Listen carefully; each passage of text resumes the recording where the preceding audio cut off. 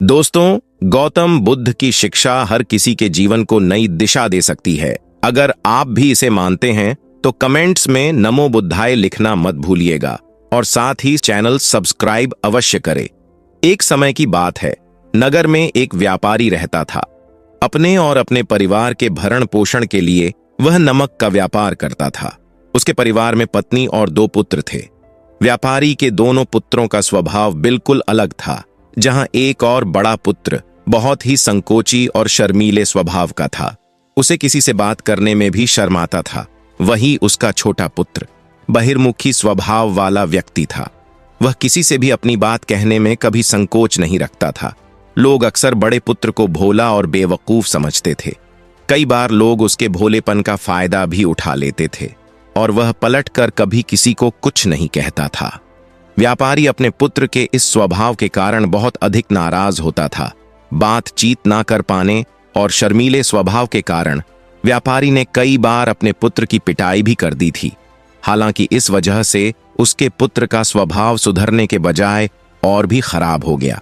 बचपन से ही बड़ा पुत्र बेहद परेशान रहने लगा था। उसके अंदर आत्मविश्वास की कमी हो गई थी। परीक्षा में वह आते हुए प्रश्नों के उत्तर भी अपने डर के कारण नहीं लिख पाता था। इस कारण उसकी शिक्षा भी ठीक ढंग से नहीं हो पाई। बड़ा पुत्र जब युवावस्था को प्राप्त हुआ तब व्यापारी ने उसे अपने साथ व्यापार में हाथ बटाने को कहा। अपने पिता से डर के कारण वह व्यापार करने को तैयार हो गया, किंतु वह कई बार ऐसी गलतियां कर देता था जिससे व्यापारी बहुत अधिक नाराज हो जाता था।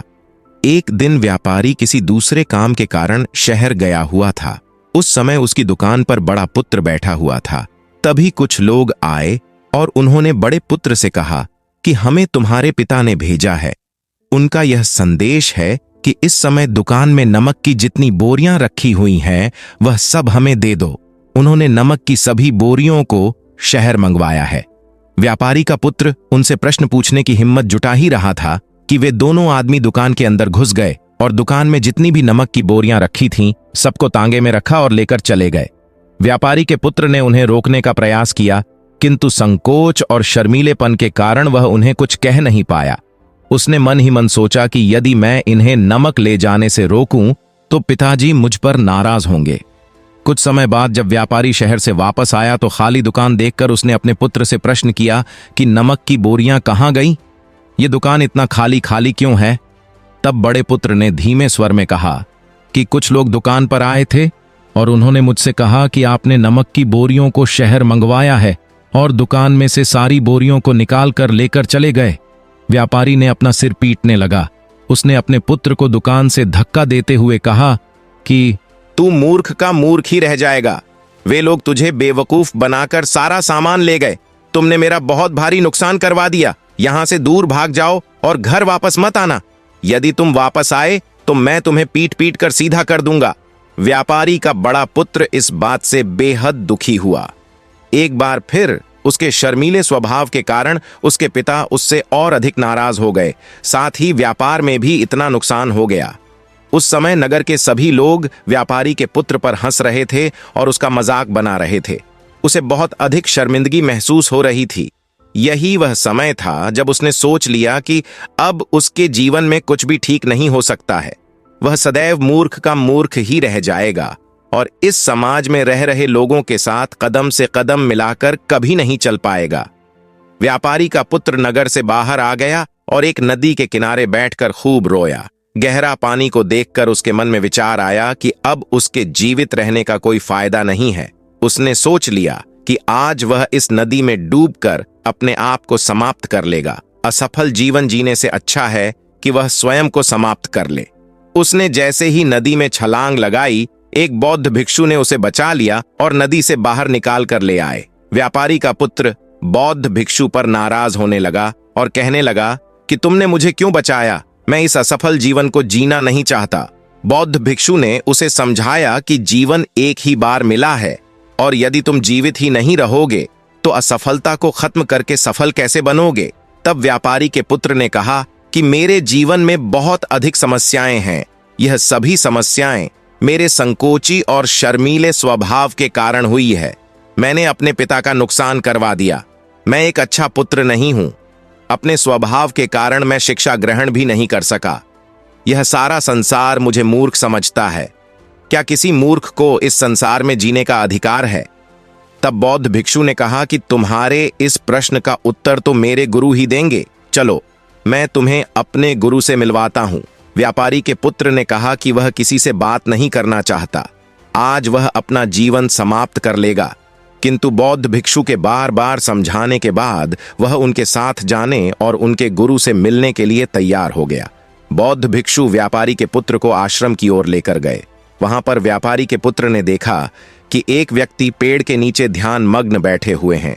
तभी बौद्ध भिक्षु ने कहा कि यह हमारे गुरु गौतम बुद्ध हैं। दोनों ने गौतम बुद्ध को प्रणाम किया। वह युवक वहीं पर बैठ गया और गौतम बुद्ध को देखकर रोने लगा। गौतम बुद्ध ने उससे उसके रोने का कारण पूछा। तब उसने कहा कि अब आप ही मेरी आखिरी उम्मीद है। यदि आप मेरी समस्या का समाधान नहीं करेंगे तो मेरा यह जीवन समाप्त हो जाएगा। गौतम बुद्ध ने व्यापारी के पुत्र से उसकी समस्या के बारे में पूछा। तब उसने बताया कि किस प्रकार वह बचपन से ही शर्मीले और अंतर्मुखी स्वभाव का है। इस कारण लोग उसी से मूर्ख समझ लेते हैं और उसके पिता भी उससे प्रेम नहीं करते।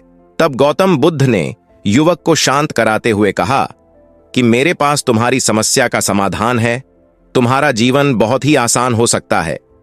तब युवक ने कहा कि क्या सचमुच ऐसा हो सकता है? आप बहुत ही महान व्यक्तित्व प्रतीत होते हैं। आपके तो कई शिष्य हैं। हे गुरुदेव, मैं भी आपका शिष्य बनना चाहता हूं। क्या आप मुझे अपने शिष्य के रूप में स्वीकार करेंगे?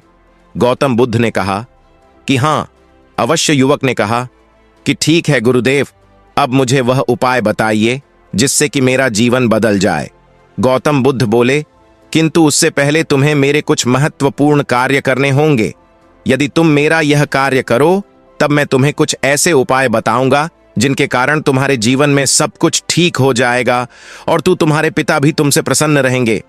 गौतम बुद्ध ने उस युवक को कहा कि आज से 3 दिन बाद मैं तुम्हें ऐसे उपाय बताऊंगा जिससे तुम्हारा जीवन बदल जाएगा, किंतु 3 दिनों तक तुम्हें मेरे सभी कार्य करने होंगे। मैं जैसा जैसा कहूंगा, यदि तुम वह कार्य को करने में सफल रहे तो तीसरे दिन के बाद तुम्हारा जीवन बदल जाएगा। 1, पहला दिन कल से शुरू होगा। अभी जाओ और आश्रम में ही आराम करो।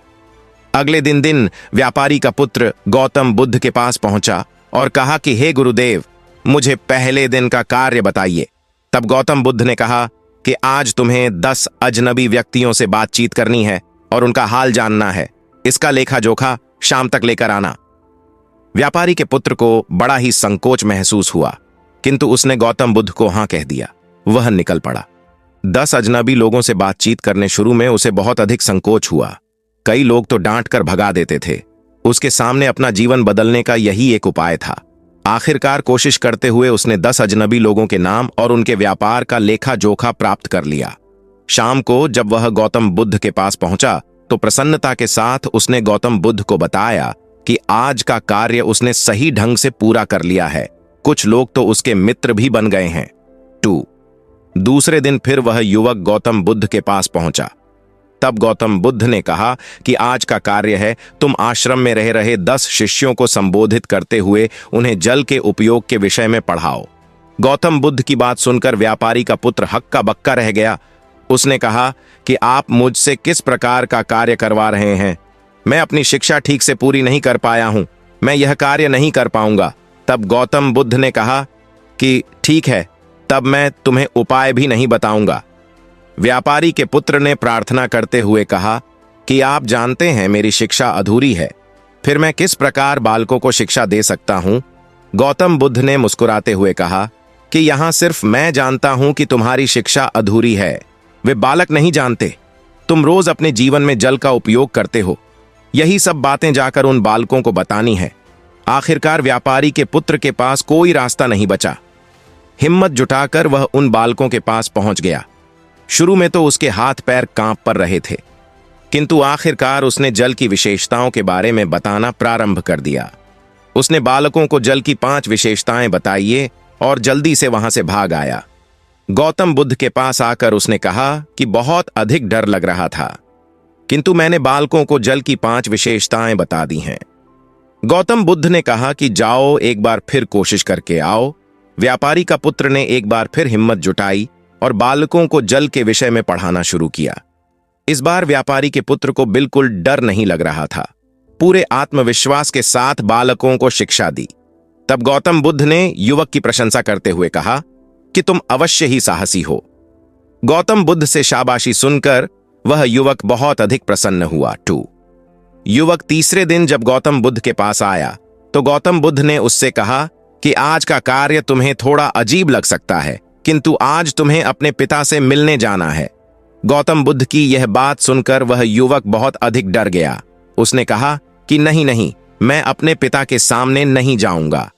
गौतम बुद्ध ने कहा कि ठीक है, तब मैं तुम्हें उपाय भी नहीं बताऊंगा।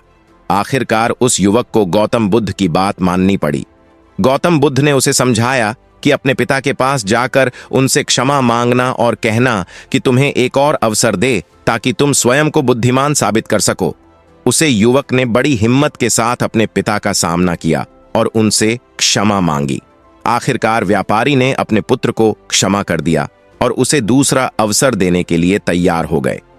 व्यापारी का पुत्र गौतम बुद्ध के पास आया और उसने जब उपाय के बारे में जानना चाहा, तब गौतम बुद्ध ने कहा कि तुमने स्वयं ही अपना उपाय खोज लिया है। तुम किसी से बात नहीं कर पाते थे, शर्मीले थे। सब कुछ तुम्हारे मन में बैठा हुआ डर था।